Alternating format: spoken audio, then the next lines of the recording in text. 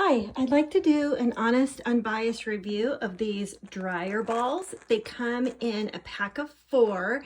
You can see they're very pliable.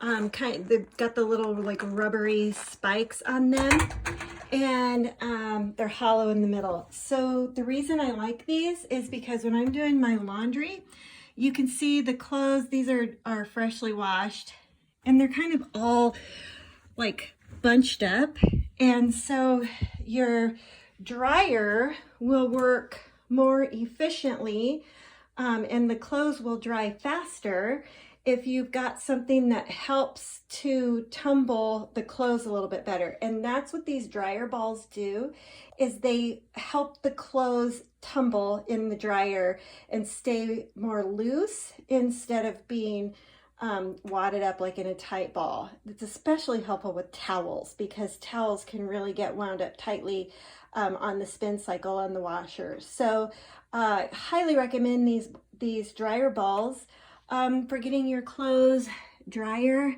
faster. Thanks.